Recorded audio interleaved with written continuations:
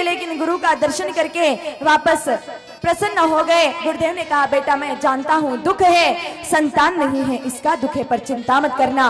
गाय माता की कृपा से संतान भी अवश्य होगी। जब राजा दिलीप के हुई तो तुम्हारे भी जरूर होगी। नाम सुना होगा आपने राजा दिलीप का।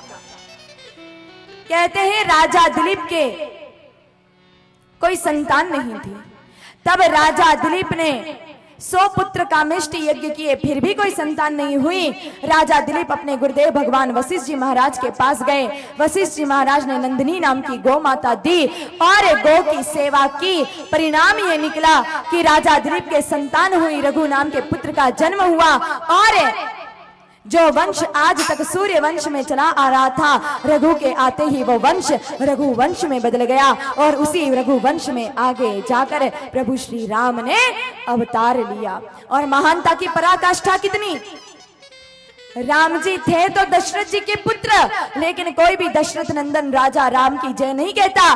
कोई भी कहता है तो क्या कहते हैं? रघुनंदन राजा राम की जय हो। अगर विचार कीजिए, रघु नहीं होते तो अज कहां से आते, अज नहीं होते दशरथ जी कहां से आते, और दशरथ जी नहीं होते तो प्रभु श्री राम कहां से आते। ये गौ माता की कृपा का प्रभाव है। कहा कि जब गौ की कृपा से राजा दिलीप के हो सकती है, तुम्हारे भी अवश्य होगी। और वाकई में ये बात सत्य है। गाय माता की कृपा से अगर संतान नहीं हो रही हो तो जरूर हो सकती है आपके भी। अगर घर में ऐसी समस्या है, बेटी बहू के विवाह के 10, 12, 15 वर्ष बीत गए, अभी तक कोई संतान नहीं हुई, छोटा सा काम करके देख लेना, 2.5 बरस के भीतर 100% प्रसव हो जाएगा। बाज से बाज औरत मां बनने का सौभाग्य प्राप्त कर सकती है। बस 3 छोटे से काम करने हैं।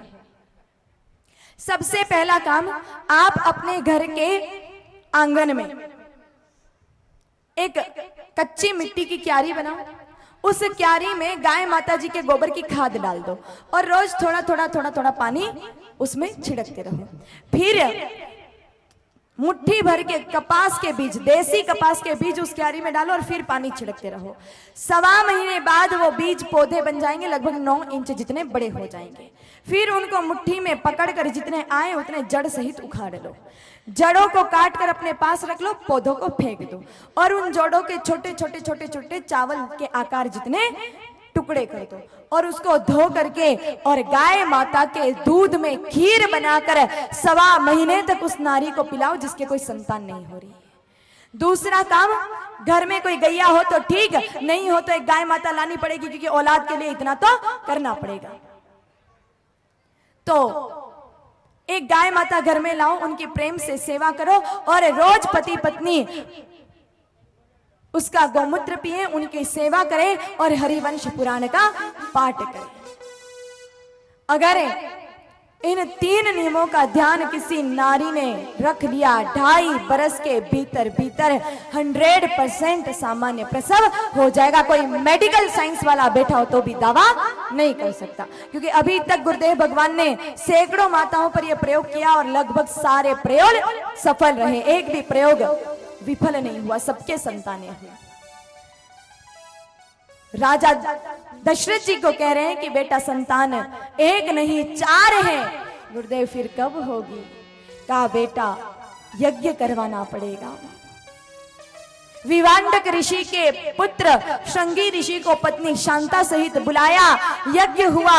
यज्ञ नारायण भगवान प्रसन्न हुए, हाथ में खीर का कटोरा लेकर प्रकट हुए और वही खीर दशरथ जी ने सम मात्रा में 3 रानियों को बांटी, लेकिन एक चील आई और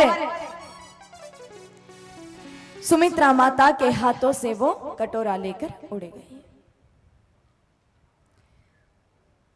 तब कौशल्या माता और कैकेयी माता ने अपने खीर में से आधा आधा निकाल करके सुमित्रा माता को दिया। इसलिए कौशल्या माता कैकेयी माता के 1 पुत्र हुए और सुमित्रा माता के 2 पुत्र हुए। खीर पीते ही तीनों माताएं रानियां गर्भवती हो गई। और जब से गर्भवती हुई है उसी दिन से, अभी प्रभु आए नहीं है लेकिन गर्भ में ही आने से चारों तरफ सुख शांति फैल रही। हो जा दिन ते गर्भ ही आए, सकल लोक सुख संपत्ति छाए। राम सिया राम जय जय राम। राम सिया राम जय जय राम। चारों तरफ आनंद ही आनंद है। अभी तो बाहर आए नहीं, गर्भ में ही बड़ा आनंद ही आनंद है। नवमी तिथि मधुमास पुनीता, शुक्ल पक्ष अभिजित हरि प्रीता। राम सिया राम जय जय राम। राम सिया राम जय जय राम।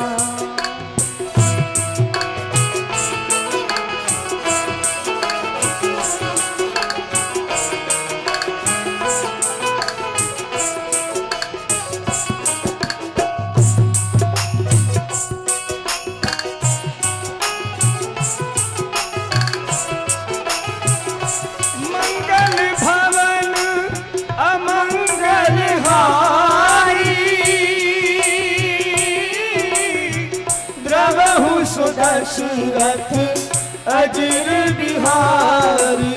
राम सिया राम जय जय राम। राम सिया राम जय जय राम। जा दिन ते हरि गर्भ ही आए, सकल लोक सुख संपत्ति छाए। उसी दिन से सुख संपत्ति चारों तरफ छा रही है। अब देखो आजकल विज्ञान इतना उन्नति कर चुका है कि मशीनों के माध्यम से पता चल जाता है कि गर्भ में बेटा है या बेटी है, उसका हाथ पैर मस्तिष्क सारे अंग ठीक से काम कर रहे हैं या नहीं कर रहे, ये पहले से ही पता चल जाता है। लेकिन आज तक साइंस ऐसी कोई मशीन डेवलप कर पाया जिससे ये पता चल जाए कि आने वाला राम जी का वंश है या रावण का अंश है। नहीं पता चलता है ना। लेकिन एक तरीका है जिससे पेट में पता चल जाएगा कि आने वाला राम जी जैसा या रावण जैसा है। जब से आपके घर में बहन बेटी गर्भवती हो, आप पूरे परिवार का वातावरण देखो। अगर सब कुछ अच्छा चल रहा है, किसी की नौकरी लग गई, किसी का अटका हुआ धन वापस आ गया, शादी सगाई तय हो गई, गाय माता ब्याह गए, बछड़े बछिया को जन्म दे दिया, सब शुभ ही शुभ समाचार आ रहे, तो समझ लेना कि आने वाला राम जी जैसा है। और घर में कोई नारी गर्भवती होते ही पैसा खो गया, सगाई टूट गई, नौकरी छूट गई, 5 लीटर दूध देने वाली भैंस का पाड़ा मर गया, समझ लेना कि आने वाला रावण से कम नहीं है। अब पता चल गया कि आने वाला रावण जैसा है, तो फिर क्या करोगी माताओं? रावण को पैदा करोगी? नहीं, फिर रावण को पेट में मारोगी। दो ही विकल्प है, या तो पैदा करो या पेट में मारो, और दोनों ही नहीं कर सकते। तीसरा एक और तरीका गाय माता जी के पास है, पेट में ही रावण को राम में बदल दो। और वो कैसे संभव है, ये थोड़ी देर पहले मैंने 3 नियम बताए थे गर्भावस्था के। अगर इन 3 नियमों का पालन कोई नारी करती है तो निश्चित अगर पेट में बैठा रावण जैसा है तो भी वो राम जी जैसा बन जाएगा गाय माता की कृपा से। धीरे धीरे समय आगे बढ़ा। 9 महीने बीत चुके हैं, प्रभु आने की तैयारी कर रहे हैं। लेकिन उससे पहले प्रभु ने अपने गणों को कहा कि जाओ धरती पर देख के आओ, कोई दुखी तो नहीं है मेरे आने से। सारे गण पूरे संसार में घूम के आ गए, वापस आकर कहा कि प्रभु 2 लोग बहुत दुखी हैं। कहा कौन कौन? का एक तो रावण का, उसकी चिंता तो मत करो, उसके लिए तो मैं जा ही रहा हूं। दूसरा कौन दुखी है? दूसरा चंद्रमा दुखी है। कहा वो क्यों दुखी है? प्रभु वो कह रहा है कि आपके दर्शन उसको नहीं होंगे, इसलिए वो रो रहा है। प्रभु ने कहा वाह, इतना प्रेम करता है चंद्रमा मुझसे, उसको कहना कि तुम्हारा प्रेम देखकर प्रभु बड़े प्रसन्न है और जा रहे हैं क्षत्रिय कुल में जहां नाम के आगे सिंह लगता है। लेकिन चंद्रमा के प्रेम को देखकर मैं अपने नाम के पीछे चंद्र लगाऊंगा। बोलिए सियावर रामचंद्र भगवान की।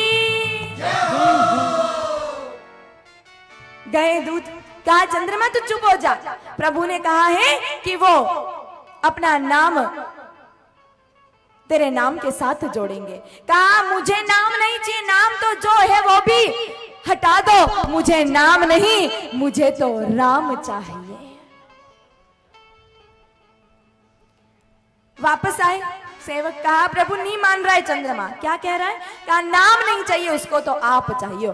स्वयं प्रभु गए, कहा चंद्रमा तुम मुझसे प्रेम करते हो, कर लो दर्शन। कहा प्रभु ऐसे नहीं, मुझे तो आपके बाल रूप के दर्शन करने हैं। कहा चंद्रमा वो तो इस बार संभव नहीं, क्योंकि इस बार तो मेरा जाना दिन में तय है, पर चिंता मत कर चंद्रमा, तेरे प्रेम को देखकर मैं तुझे वचन देता हूं कि अगली बार जब कृष्ण रूप में जन्म लूंगा, आधी रात को जन्म लूंगा, सारे लोग सोते रहेंगे, बस अकेला तू ही मुझे देख पाएगा। और प्रभु ने वचन निभाया।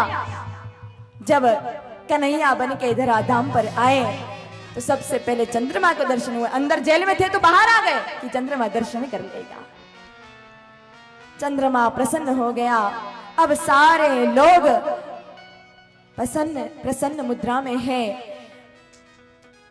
धीरे धीरे समय बीता। आज वो दिन है जब प्रभु प्रकट होने वाले हैं। नौमी तिथि है, शुक्ल पक्ष है, अभिजित मुहूर्त है।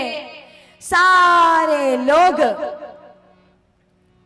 भोजन करके दिन में विश्राम कर रहे हैं, सारे लोग सो रहे हैं। न अधिक गर्मी है न अधिक सर्दी है, सम मौसम है, आराम से सब विश्राम कर रहे हैं। उसी समय प्रभु कौशल्या माता के गर्भ से प्रकट होते हैं और जैसे ही कमरे में एक तीक्ष्ण प्रकाश जलता है, तुरंत कौशल्या माता की आंखें खुलती है। कौशल्या माता सामने देख रही, चार भुजानाथ धवल वस्त्रधारी स्वयं चक्र लेकर खड़े हैं। और जैसे प्रभु को देखा, स्तुति प्रभु की प्रारंभ की माता कौशल्या।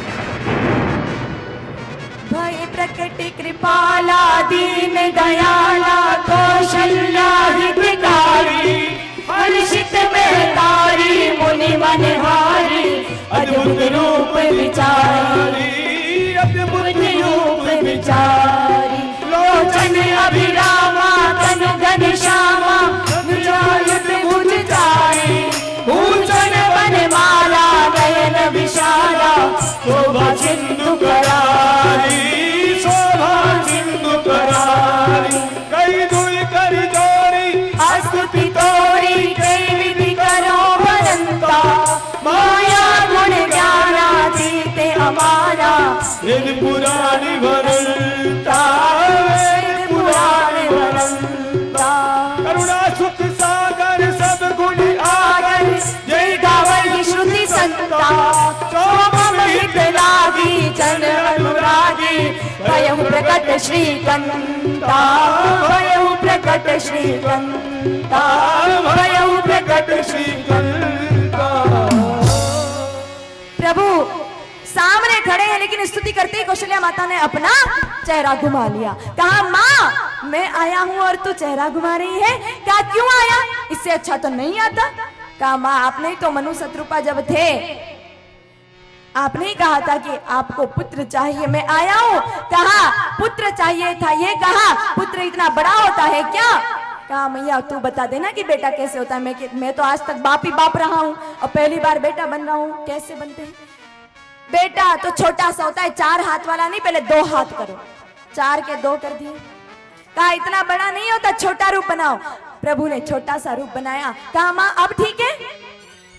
कहा नहीं अभी भी ठीक नहीं है, बन तो बेटा गए हो लेकिन बोली अभी भी बाप की बोल रहे हो।